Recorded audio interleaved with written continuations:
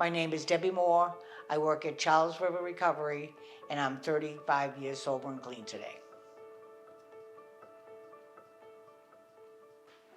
What's up, Deb? Nothing. What's up with you? Yes, I did. Yes, I did. Meetings. I heard a long time ago, I heard this woman, I used to go to meetings, and I heard her say, meeting makers make it, and I wanted to strangle her. You know what? And now I say to people, meeting makers make it. And they do.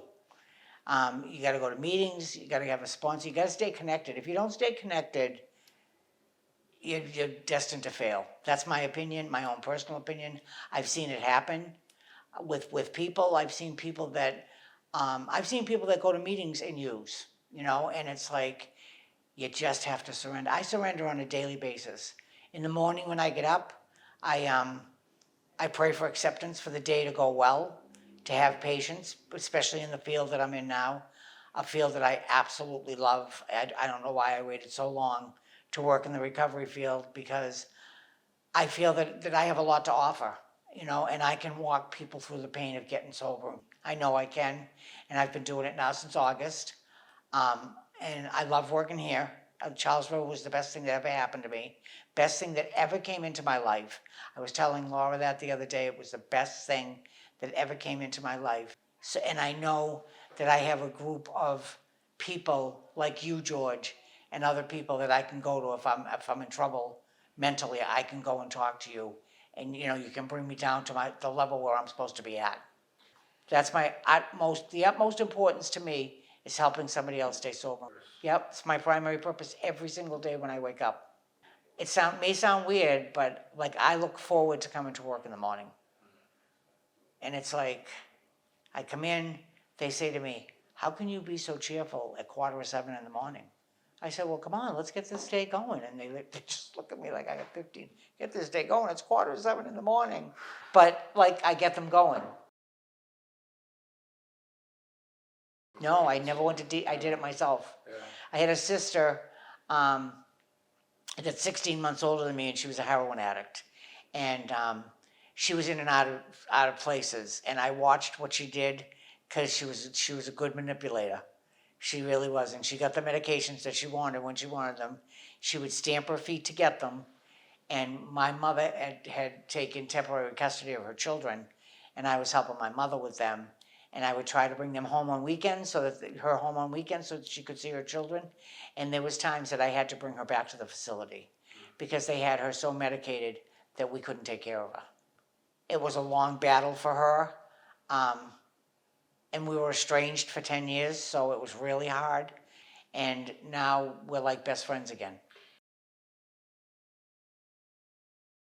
When I was going to come for the interview, I knew it was in this area, but I didn't know it was this actual building. And when I pulled up for the interview, this building used to be a nursing home. My mom was in this nursing home, and she passed away in this nursing home. So I had doubts whether I was going to be able to work here or not, because I thought all I would think about was her.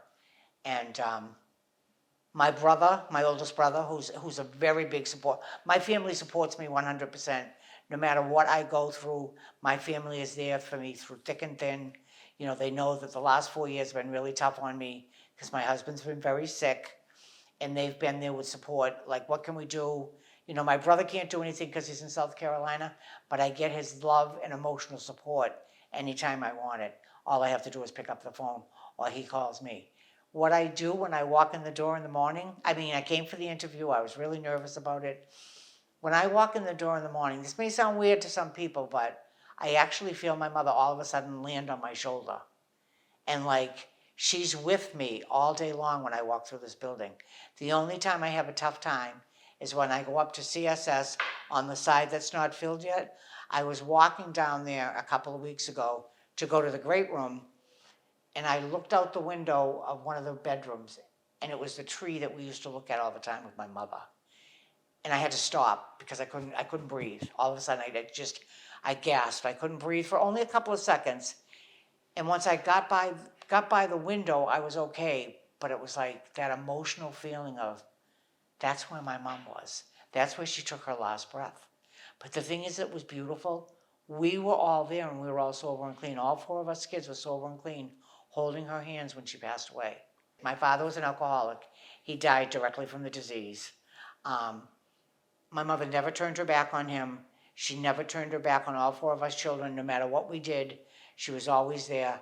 We used to say she was our great enabler because she was. You know, it was never any consequences if we came home drunk or if we were using. There was never any consequences. It was like, you just really need to stop. My consequence to get clean this time was I had been battling for a while. And let me just say that I was 8.5 years clean. And I decided that, like, I could go to meetings late, leave early if I wanted to, would sit in the back of the hall and I would character assassinate everybody that got up there to speak. Like, they don't know how to drink, they don't know how to get high. I'm not sure what that means, but that's what I would say. And the next thing you know, I went to the doctors and he said to me, this is what you need for your pain. And I said, you're absolutely right. And I was 8.5 years clean. And I took that one pill, and that one pill set me on a run for almost 3 years. I had a 3-year-old son. I didn't know if I fed him. I didn't know if I gave him a bath. I didn't know if he was in bed or out of bed. And the way I stopped was my husband came home. He was working nights. I worked days. He worked nights.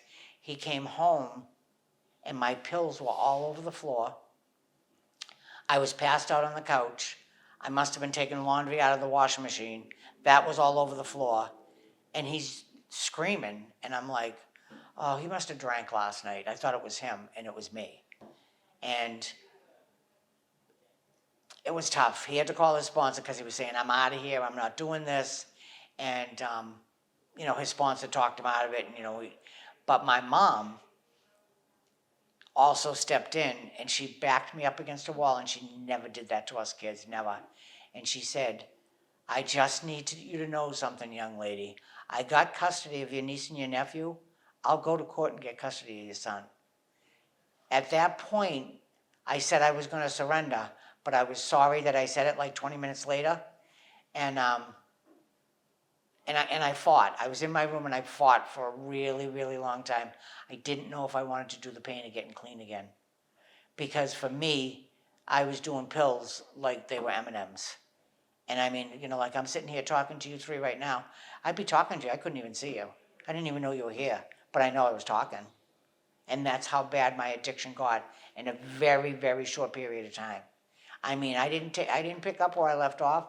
It was worse when I picked up. And it was only because I was addicted to opiates. And it was like, it was terrible. The chase was on. I did whatever I had to do. The computers had first come out while I found a pharmacist and had a little chat with him. And he said, okay, it's not a problem. You know, bring me your bottle. Make sure it's got a prescription on it. This last time that I got anything from him, I think I was looking at greeting cards. And these two guys walked in, and they walked to the back of the pharmacy, and I saw the badges come out. And he had said to me, if anybody ever strains, you gotta leave, just leave. My feet were like nailed to the floor. I couldn't move. And the fear was horrible, because I said, I can't get busted. If I get busted, they'll take my kid away. But I was using, but it was okay if I got busted, they'd take my kid away. I didn't think of how I used, and my kid was like, whatever. If my mother took care of him, she did. If she didn't, I don't know if I did or not. You know, I'm not proud of that, but that's where my addiction took me. You know, today it's totally different. That little boy is 40 years old. We're a little estranged right now, and it hurts really bad. But I have to let go and let God. I give back what was so freely given to me today, and it's in my heart. Like, I work here and I love working here, but I also have a nonprofit that I work, you know, that I run. And it's like, my whole thing today is I want to help people stay alive. I will go to any lengths to help somebody stay alive. I'm no different than anybody else. The difference between an active addict and myself is they're using today and I'm not. I'm still a drug addict. But I'm a drug addict in long-term recovery. And I'm proud of that. You know, it's a lot of work. I'm so happy. I really am. I said it to Laura the other day, and it's like, when, you know, have you ever had a job that you're like, oh, I gotta go to work today? My last job, I loved my last job, but you know, I was getting tired. I was driving a school bus, and I was leaving my house sometimes at 4:30 in the morning and not getting home till 5 o'clock at night. You know what? And some days I couldn't even get out of the car. But the people that I worked for were wonderful, and I had a really hard time leaving them and coming here. You know, my boss Lester and his son David, they were phenomenal, phenomenal. They were right there for you. Very proud of me because I was sober. Didn't have to worry, that I was going to crack up their vehicle, being high or whatever. But this is my goal. This is my life. This is my home. And it is. It's my home. I've said before, I love being an RSS, but I don't want to stay at an RSS forever. I want to move up if I can, because I believe I have a lot to offer somebody. Sometimes I do it now with the patients who will ask me questions, or can I talk to you, and we'll go in the side room, and and I listen to them, and I try to give them advice so that they'll stay just another day. I never realized, I have to tell you, I've never realized what it was like in a detox. And it's like, whoa. Some days it's like, whoa. I go over by the nurse's station, and if you look at me, I'm holding my head, and I'm like, what just happened? But you know what? They're sick people trying to get well. And I'm here to help them do that. Well, thank you, Deb. Thank you very much. Thank you so much. Thank you.